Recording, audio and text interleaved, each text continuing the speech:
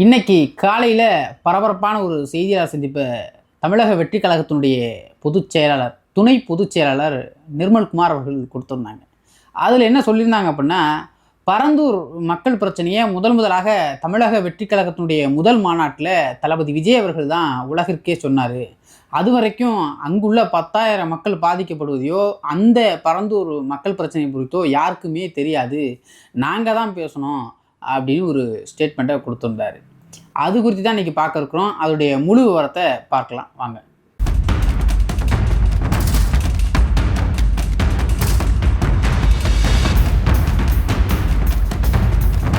அனைவருக்கும் வணக்கம். இன்றைக்கு காலையில் பரபரப்பாக தமிழக வெற்றி கழகத்தினுடைய துணை பொதுச் செயலாளர் நிர்மல்குமார் அவர்கள் செய்தியாளர் சந்திக்கும் போது பரந்தூர் மக்கள் பிரச்சனையை குறித்து பேசியிருந்தாங்க. எப்பொழுதும் தமிழக வெற்றி கழகம்னா எங்கள் அண்ணன் புஷியானந்த் தான் பத்திரிகையாளர் சந்திப்பார், அவர் தான் எல்லா ஸ்டேட்மெண்ட்டுமே கொடுப்பார். இன்றைக்கி என்னென்னா, போன ஆர்ப்பாட்டத்தோடு அவர் ஓரம் கட்டி அமைதியாக இருக்க சொல்லிட்டாங்க போல். துணை பொதுச் செயலாளர் நிர்மல்குமார் அவர்கள் பல்வேறு கட்சியிலேருந்து வந்திருக்கிறாங்க, கொஞ்சம் தெளிவாக பேசுவார் அப்படின்னு சொல்லி அவர் அனுப்பியிருப்பாங்கன்னு நினைக்கிறேன். அவர் கொஞ்சம் உளறி கொட்டி வச்சதையும் நாங்கள் தான் இதை பண்ணணும் அப்படின்றது ஒரு ஸ்டேட்மெண்ட்டை கொடுத்திருந்தார். பரந்தூர் விமான நிலையத்தை பற்றியும் அந்த மக்கள் பாதிக்கப்பட்டது குறித்தும் நடிகர் விஜய் எங்கள் தளபதி, எங்கள் தலைவர், 2024 கட்சி தொடங்கியவர், அவருடைய முதல் மாநாட்டில் இது குறித்து பேசிய பிறகு தான் உலகிற்கே தெரியும் அப்படின்ற ஒரு செய்தியை சொல்லியிருந்தாப்புல. இந்த செய்தியை நம்ம கடந்து போயிருக்கலாம் அமைதியாக, இதெல்லாம் ஒரு நகைச்சுவை கூட சிரிச்சுட்டு கூட கடந்து போயிருக்கலாம். இதை கடந்து போகாமல் இங்கே பேசக்கூடிய சூழல் ஏன் ஏற்படுதுன்னா, தமிழக வெற்றி கழகத்தையும் பின்தொடரக்கூடிய தொண்டர்கள் இருக்கிறாங்க.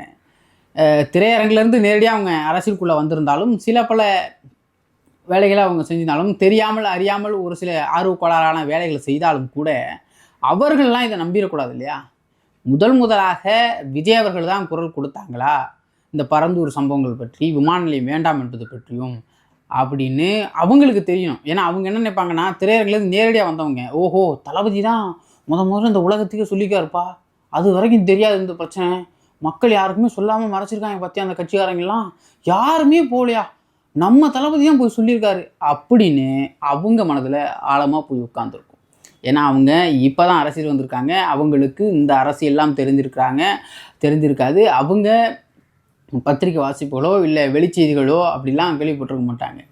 தலைவர் படம் நடித்தாருன்னா ரிலீஸ் ஆகும், அதை திரையரங்கில் போய் ஒரு வாரம் பார்ப்பாங்க, தொண்டை தண்ணி வத்த கான்னு கத்தி ஒரு கூப்பாடை கூட்டி திரையரங்கில் ஆட்டம் பாட்டத்தை போட்டு திரையரங்க நாசம் பண்ணிட்டு வந்துக்கிட்டு இருப்பாங்க.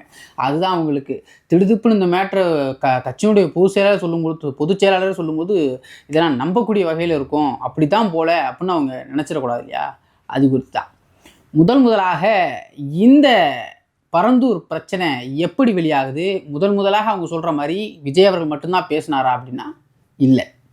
முதலாக எப்பொழுது இந்த பிரச்சனை வெளியாகுதுன்னா, முதலாக 16/8/2022 காஞ்சிபுரம் மாவட்ட ஆட்சியர் அலுவலகத்தில் பரந்தூர் விமான நிலையம் வேண்டாம் என்று மக்கள் போராடுகிறாங்க. இந்த போராட்டத்தை செய்தியின் வாயிலாக அறிந்து கொண்டு நாம் தமிழர் கட்சியினுடைய சர்வதேச செய்தி தொடர்பாளர் அண்ணன் பாக்கியராசன் அவருக்கு செய்தி தெரிந்து அவர் ஒரு ஊடகம் டாட்ஸ் மீடியா, இப்போ அது பெயர் மாற்றப்பட்டிருக்கு, டாட்ஸ் மீடியா, செந்தமிழ் மீடியா, இந்த 2 ஊடகத்தையும் கூப்பிட்டு வச்சு பேசி நீங்கள் அங்கே போய் என்ன பிரச்சனைன்னு கொஞ்சம் பார்த்துட்டு வாங்க, அந்த பிரச்சனையை வெளிக்கொண்டு வாங்கன்னு டாட்ஸ் மீடியாவில் குணா என்பவர்கிட்ட அந்த பொறுப்பை கொடுத்துருந்தாங்க. குணா என்பவர் போய் மக்களை சந்தித்து அந்த பிரச்சனைகள்லாம் கேட்டறிந்து வந்து அதை வெளி உலகத்துக்கு முதலாக கொண்டு வர்றாங்க. இதை கொண்டு வர்றது நாம் தமிழர் கட்சி. இதை மறுநாள் இந்த ஆடியோக்கள் இந்த வீடியோக்கள்லாம் எடுத்து மக்கள் பிரச்சனைகளாக பெரிதாக எந்த அளவுக்கு ஆக்கப்படுதுன்னா, நாம் தமிழர் கட்சி ஐடி விங்கும் அந்த செந்தமிழ் மீடியான்னு ஒரு மீடியா இருக்கு இல்லையா, அந்த மீடியாவில் தான் இது பிரபலமாக பரப்பப்படுது. காணொலிகள் துண்டாக்கப்பட்டு ஒவ்வொருவரும் பேசக்கூடியது தனித்தனியாக பரப்பப்படுது. அதன் பிறகு தான் ஒட்டுமொத்த தமிழ்நாட்டு ஊடகங்களும் பரந்தூர் பக்கம் திரும்புது. இதை அறிந்து அண்ணன் சீமான் அவர்கள் முதலாக ஏகனாபுரம் கிராமத்திற்கு தடையை மீறி சென்றார். எப்படின்னா, நீங்கள் போயிட்டு வந்தீங்க இல்லையா, அந்த மாதிரிலாம் இல்லை, உங்களுக்கு அனுமதி கொடுத்து பாதுகாப்பு கொடுத்து அப்படிலாம் இல்லை.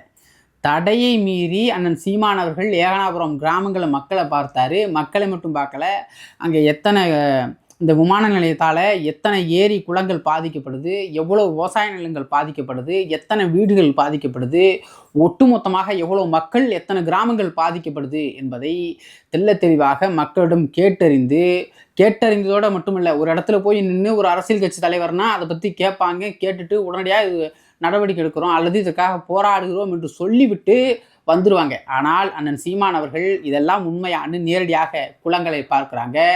நெல் மூட்டைகள் அரசாங்கம் வச்சிருந்தீங்களா, நெல் மூட்டைகளை சேமிப்பு கிடம்பு போல் ஒரு நிலங்களில் சேமித்து வச்சுருந்தாங்க. அந்த இடங்களில் போய் பார்க்குறாங்க. ஏரி குளங்குட்டைகள் வீடுகளை போய் பார்க்குறாங்க. இத்தனை பள்ளிக்கூடங்கள் அங்கே இருக்குது, அதை பார்க்குறாங்க.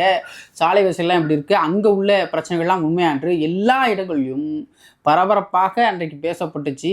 ஊடகங்களில் இன்றைக்கும் இருக்குது. நீங்கள் புதிய தலைமுறை மற்றும் சில ஊடகங்கள், ஏன் நாம் தமிழர் கட்சியினுடைய அஃபிஷியல் நாம் தமிழர் கட்சி யூடியூப் சேனல் செந்தமிழன் சீமான் அஃபிஷியல் சேனலில் போய் பார்த்தாலும் கூட உங்களுக்கு இந்த காணொலிலாம் இருக்கும். இதை மேலோட்டமாக நான் சொல்லிடக்கூடாது. அதனால தான் அவர் என்னைக்கு போனார் அப்படின்ற தேதியெல்லாம் கூட நான் உங்களுக்கு குறிப்பிட இருக்கேன். இப்போ நான் உங்களுக்கு அந்த தேதியெல்லாம் கூட கொஞ்சம் சொல்கிறேன்.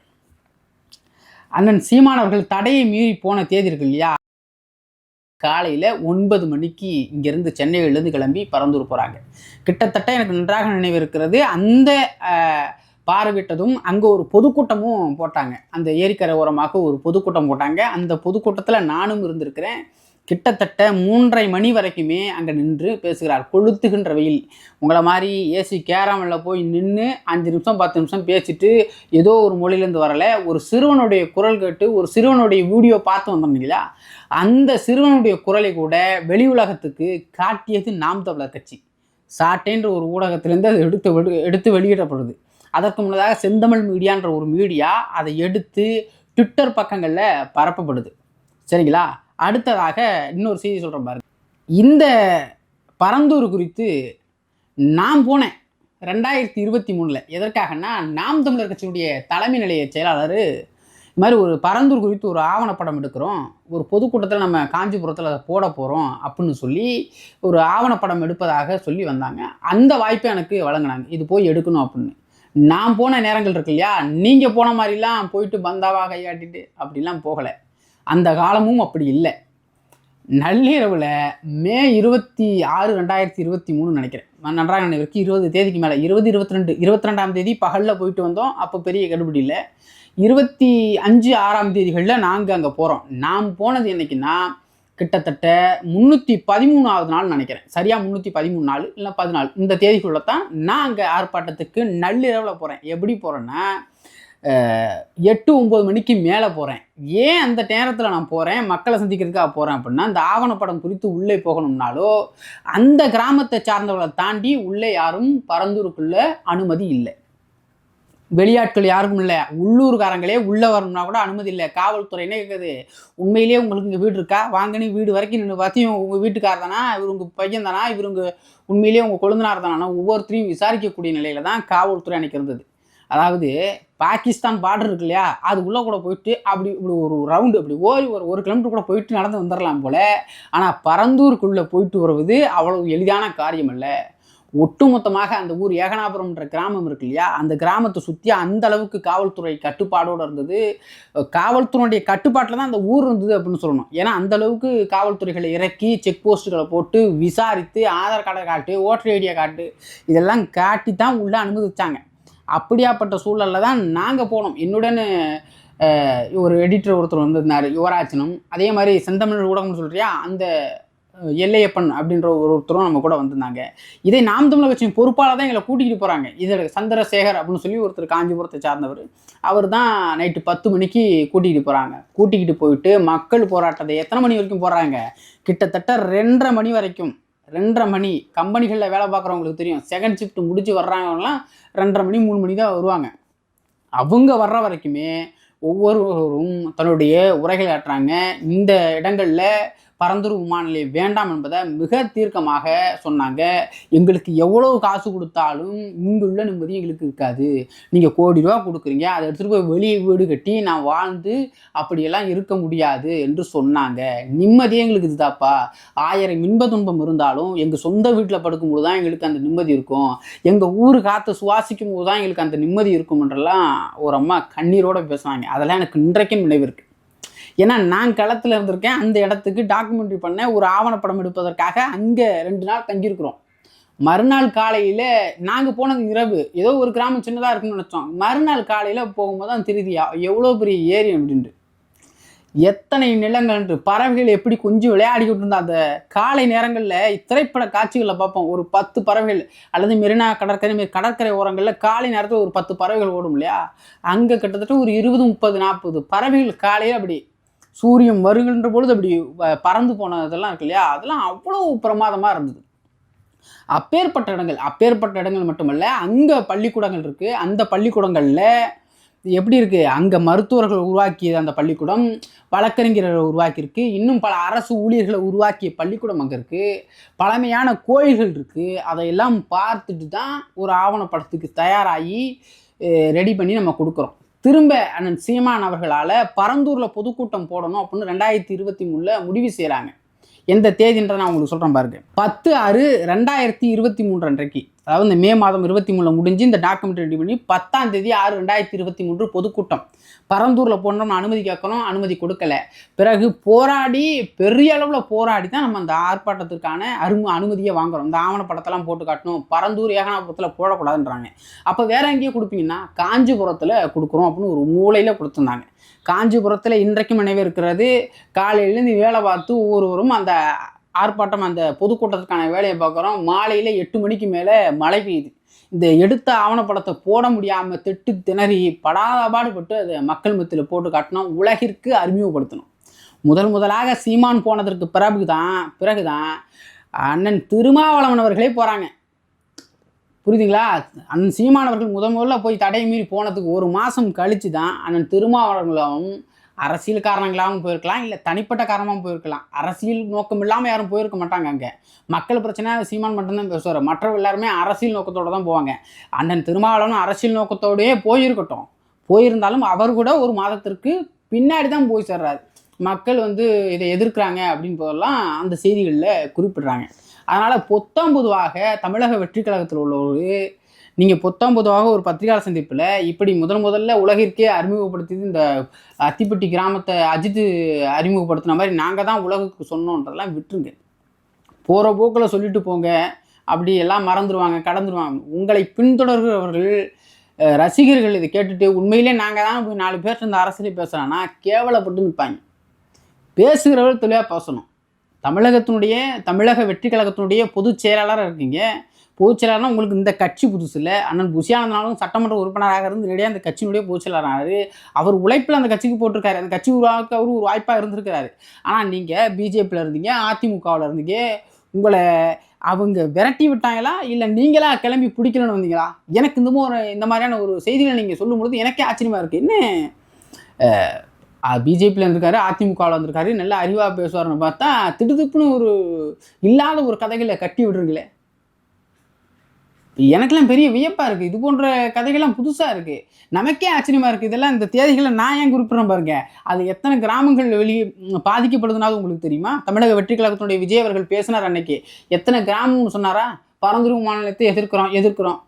நேரடியாக 13 கிராமங்களும், மறைமுகமாக 15 கிராமங்களும், கிட்டத்தட்ட 28 கிராமங்கள் அதில் பாதிக்கப்படுது. 10,000 மக்களுக்கும் மேலே அங்கே பாதிக்கப்படுறாங்க. அரசு சொல்லுது புறம்போக்கடாங்க அதிகம் 1500 ஏக்கருக்கு மேலே இருக்குது, 2000 ஏக்கருக்கு மேலே இருக்குது. ஒட்டுமொத்தமாக புறம்போக்கு நிலம் வெறும் 300 ஏக்கர் தான். அதை வச்சு தான் அவங்க அங்கே போகலான்னு பார்க்குறாங்க. மீதி ஒரு 1000 ஏக்கர் இருக்குது, அதெல்லாம் நீர்நிலைகளாக இருக்குது. இதெல்லாம் தடுத்து நீங்கள் போட்டு நீங்கள் பரந்தூர் விமான நிலையத்தை அமைச்சிங்கன்னா அங்கேருந்து வரக்கூடிய தண்ணீர் எல்லாம் எங்கே போய் நிற்கணும்னு நினைக்கிறீங்க?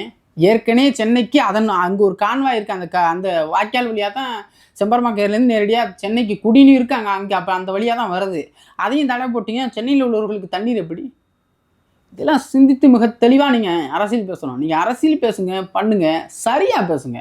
உங்களை பின்தொடர்வர்கள் தவறான வழியில் கொண்டு போகிறாங்க. இது போன்ற தவறான ஒரு சொல்கிறீங்களா, உலகத்திற்கே நாங்கள் தான் அறிமுகப்படுத்தணும் இந்த ஊரை. உலகிற்கு முதலாக சீமான் எங்கே செல்கிறாரோ அங்கெல்லாம் உலகில் உள்ள ஒவ்வொரு தமிழர்களுக்கும் தெரிஞ்சிடும் சீமான் அன்னைக்கு இங்கே போயிருக்காரு, இந்த பிரச்சனைக்காக போயிருக்காரு அப்படின்னு.